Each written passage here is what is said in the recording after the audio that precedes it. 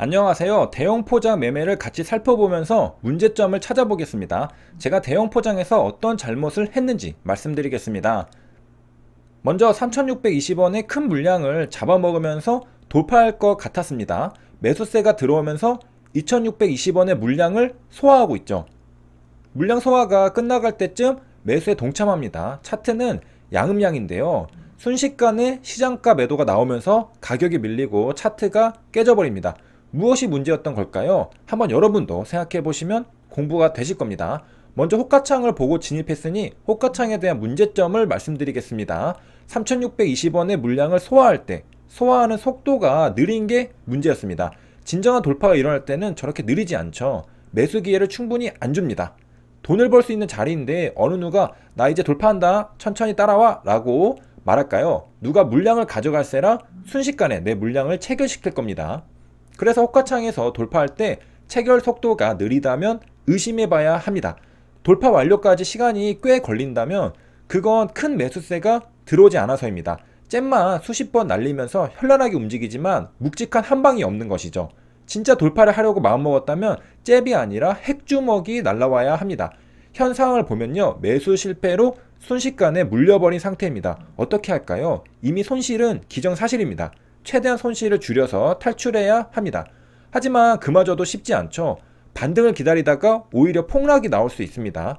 잘한 것도 하나 있는데요, 바로 금액을 줄여서 진입했다는 겁니다. 그리고 이 잘한 점이 역설적으로 잘못한 점이 됩니다. 왜 그럴까요?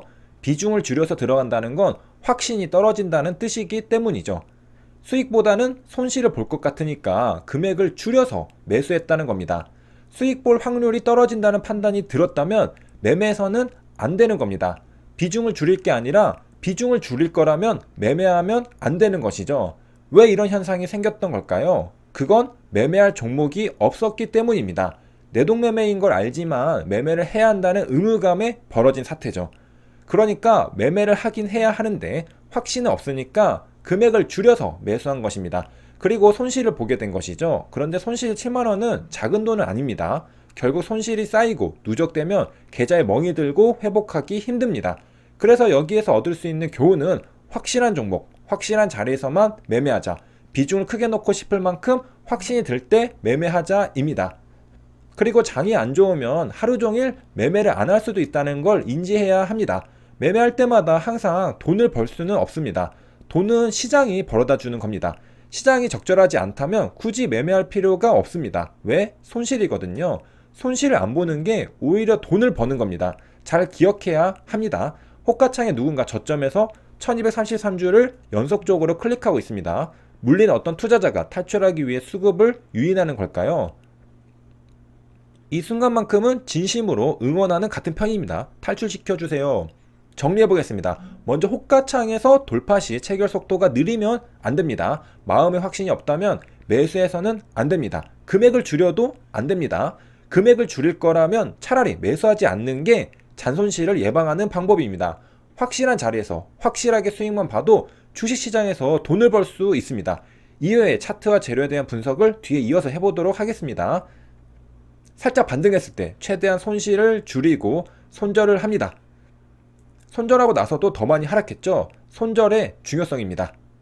그럼 차트와 재료 측면에서 대형 포장을 선택한 게 왜 잘못이었는지 살펴보겠습니다. 먼저 전일까지의 차트를 보면요, 양음 상태입니다. 다음날 양봉이 나올 가능성이 있죠. 하지만 100% 양봉이 나온다면 누구나 돈을 벌었겠죠. 확률적으로 양봉이 나올 가능성이 있다는 것이죠. 그런데 다음날 갭이 생각보다 많이 떴습니다. 시가 4.3% 갭이 떴는데요. 보통 이렇게 갭이 뜨면 차익 실현 매도 물량이 출회되는 경우가 많습니다. 종가 베팅 했는데 다음날 갭이 뜨면 땡큐 하고 4% 수익을 챙기고 보는 것이죠. 그래서 대형 포장처럼 음봉으로 떨어지는 차트가 나올 수 있습니다. 보합에서 시작했다면 순차적으로 매수세가 붙으면서 주가도 오르고 뒤이어 추가로 진입하는 투자자들이 있었을지도 모르겠습니다.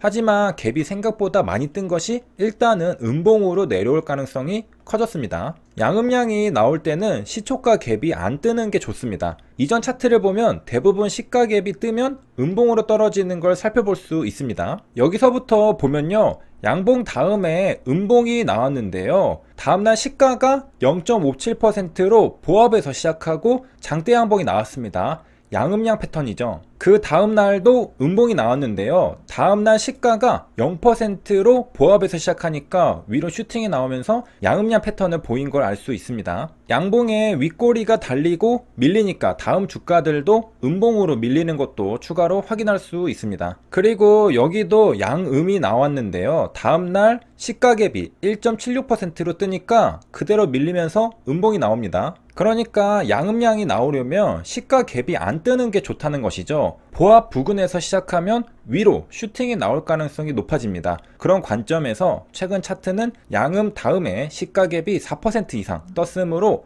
음봉이 나올 가능성이 더 높았다는 것이죠. 그리고 매수 시점에 차트를 봐도 차트가 예쁘지 않은 걸 볼 수 있습니다. 위아래 등락이 심하고 윗꼬리 밑꼬리가 달리면서 차트가 예측하기 힘든 모습을 하고 있습니다. 그리고 다소 전고점이 낮아지고 전저점도 낮아지는 듯한 모습이죠. 떨어지려고 하면 쭉 위로 끌어올리는 매수세가 한번 있었던 차트처럼 보입니다. 매수할 때는 항상 차트가 예뻐야 승률이 높습니다. 재료의 측면을 보겠습니다. 과연 양음량이 나올 만큼 재료의 파급력이 컸느냐? 아니라고 생각합니다. 제 생각엔 코로나 백신과 진단키트 기업들이 먼저 시세가 나고 그 다음 골판지 기업들이 시세가 나는 게 순서가 아닐까 생각을 했습니다. 그런데 같은 날 같이 눈에 들어오니까 대형 포장도 움직이나 보다 해서 매매가 들어갔던 것이죠. 대형 포장의 사업의 내용을 보면요, 골판지 사업에 대한 설명을 해줍니다. 골판지와 골판지 상자는 수주 산업입니다. 전선 산업도 수주 산업이었죠.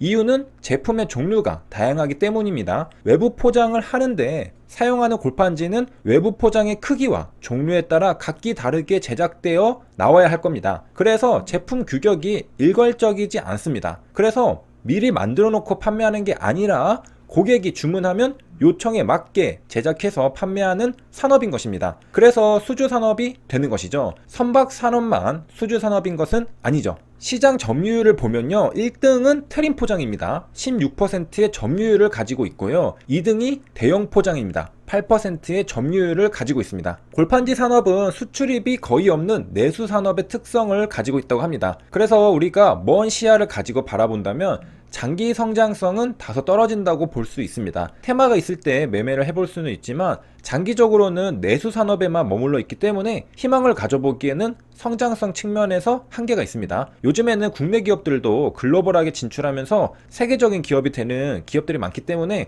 국내에서만 머물면 뒤처지게 됩니다. 하지만 향후에 만약 대형 포장이 글로벌하게 진출하겠다고 발표하면 그때는 우리가 대형 포장을 바라보는 시각을 한 단계 높게 볼 수 있는 가능성도 가지고 있습니다. 세 줄 요약입니다. 골판지는 수주 산업입니다. 시장 점유율 1위는 테림 포장이고 2위는 대형 포장입니다. 여기까지 시청해주셔서 감사합니다.